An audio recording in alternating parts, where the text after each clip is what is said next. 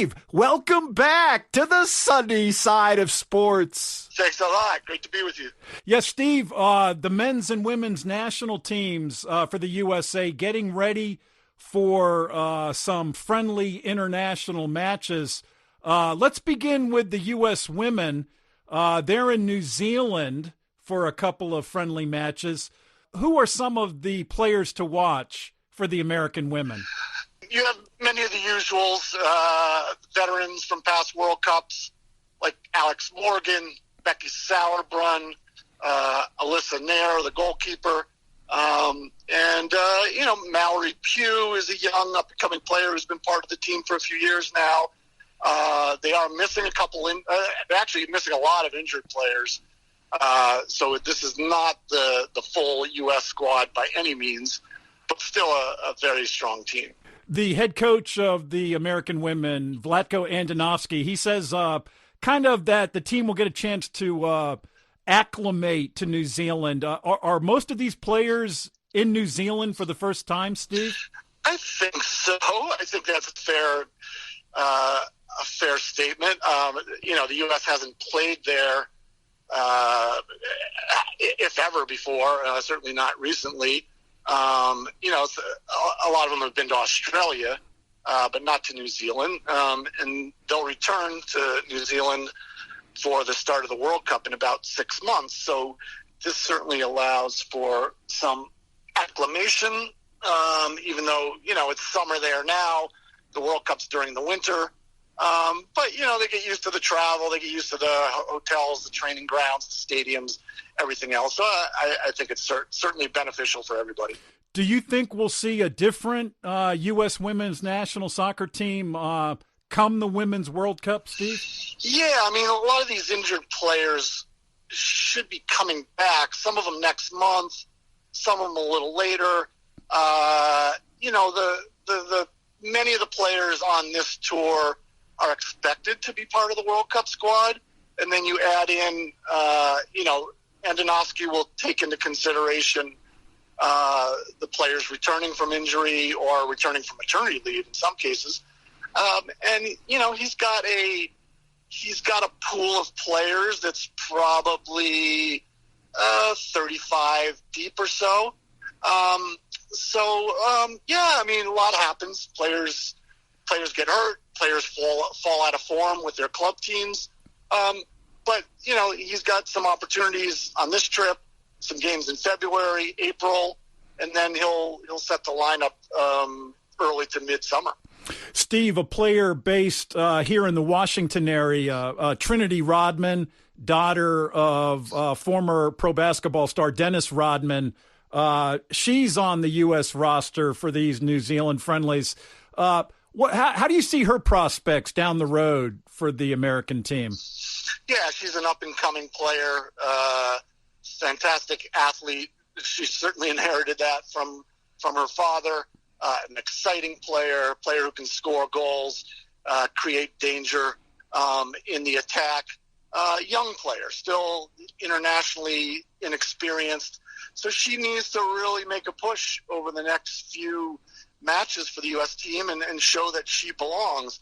Certainly not guaranteed of a spot on the World Cup team, but in the running and a favorite, or one of the favorites, to make the team as a forward. As we look at the group for the American women come the Women's World Cup, Steve, do you like their chances of advancing? Yeah, always. They never have any trouble in group stages of World Cups or Olympics. This group, the first game's against Vietnam, a first-time World Cup participant. The U.S. should breeze through that game. Second one's actually a tough one. It's a rematch of the 2019 final. They're playing the Netherlands. That's a difficult match, and it really should determine who wins the group and is the top seed out of the group. That's a tough one. And then the last game, the opponent hasn't been determined yet. They'll come out of a playoff. Most likely it'll be Portugal, which is an okay European team, but not one really a great threat to the U.S. So, the U.S. has never finished worse than third place at a World Cup. which means getting to the semifinal is almost taken for granted. It doesn't mean they're guaranteed getting that far. There are some danger spots along the way, but this is a team that's certainly one of the top three favorites probably in the tournament. I'm talking with Steven Goff, the longtime soccer writer for the Washington Post newspaper. And Steve, I really enjoyed your stories from Qatar during the recent Men's World Cup. Maybe some general thoughts on how the USA did in Qatar, Steve. Do you think they met their expectations? Yeah, I mean, on paper, they were the second best team in their group, and they did finish in second place and go through.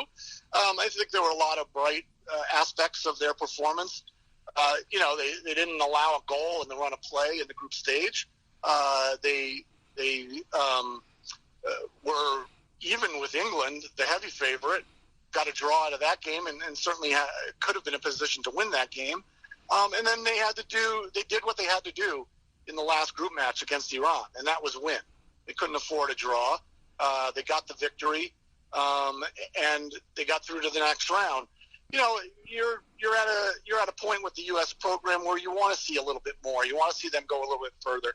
So getting to the round of 16 was, I think, was the prerequisite. And I think the round of 16 match against the Netherlands was disappointing. They made a lot of mistakes. Things they did in the run of play that we just didn't see them do in the group stage. They made mistakes that were uncharacteristic of this team. You could blame certainly their youth for those errors, but they were really outclassed in the round of 16 against the Netherlands, losing to 3-1. In that sense, a little disappointing.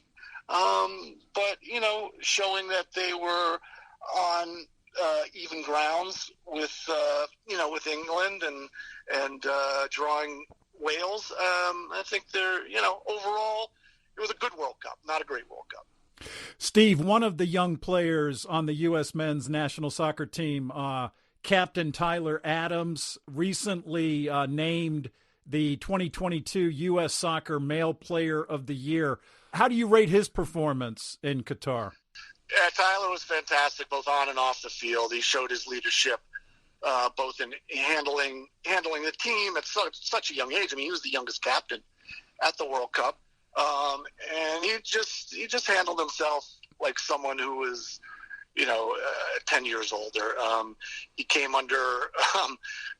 It was in a tense situation before the Iran game because of the controversy over the Iranian flag and the way it was portrayed on U.S. soccer social media.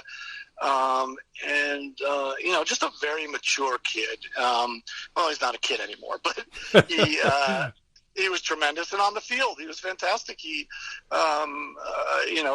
guided that team. He was an anchor. It covered a lot of ground. And he showed he is the leader. He is the captain of this team going forward for many years to come.